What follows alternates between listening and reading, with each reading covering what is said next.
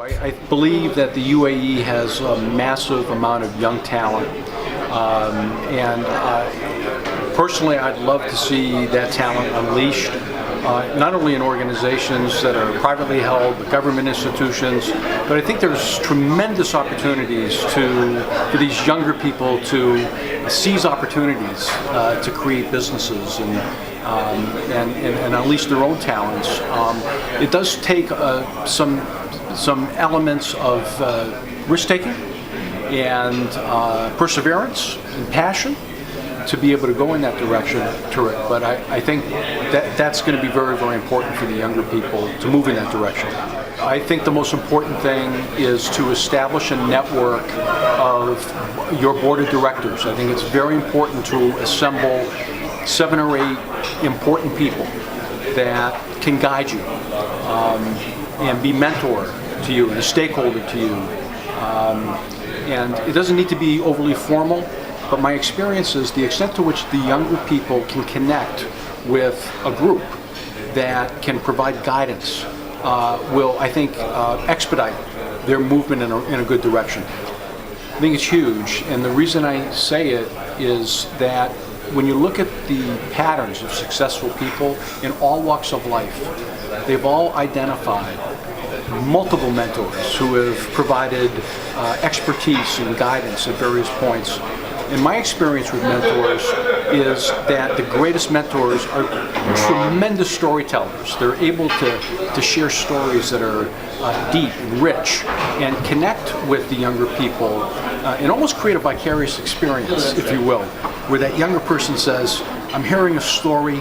This person, yes, I know is very talented, but they're no more talented than I am. So they give them an inspiration to move in that direction. I'm a proponent of we can learn from everybody. It's just a matter of how your mind is open or closed. We need to be open to perspectives and ideas. And those perspectives and ideas can come from they can come from anybody. I think we really truly need to be connected. The more connected we are, the more open, the more that we can change our perspectives on things and move things in the right direction.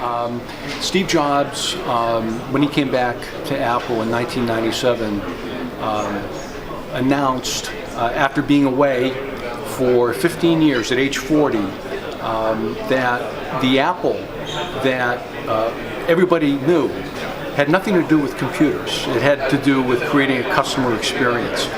And on this particular day that he came back to Rick, he delivered a speech. And he also unleashed the Think Different, Think Big campaign, which was a marketing campaign. What I later found out through an opportunity to spend some time with Steve Jobs was that the marketing campaign, no question, was real.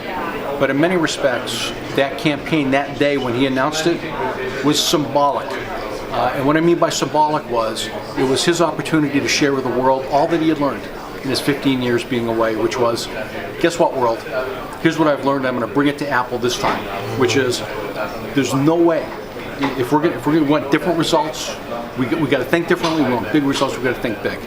And that was a big lesson for me. And what I've learned working with CEOs all over the world, the most successful CEOs, most successful companies build a culture of thinking differently and thinking big. I think the most important thing is to recognize that there should be in many executives' minds an economic analogy. I'm a big proponent in looking at leading indicators and lagging indicators, tying the metrics to driving operating success. And there's been a lot of research on this by very notable companies like Deloitte, PricewaterhouseCoopers, and so on and so forth. I think the levers of talent are even more important today. And so I think there are 4, actually. To what extent an organization deploys talent accurately and successfully, I think that's the first engine. The second engine is to what extent do they measure and diagnose talent at all levels. I think the third is to what extent they develop talent and unleash talent. And the fourth is to what extent do they demarcate. They're really 4 Ds, actually, when you think about it. The 4 Ds are the 4 engines that drive operating success. Culture starts with those 4 Ds. I think legacy is everything. How will your life be remembered by your loved ones, by the people that you've spent a lot of time with? I don't think you need to be in record books or anything like that. I don't think that's relevant.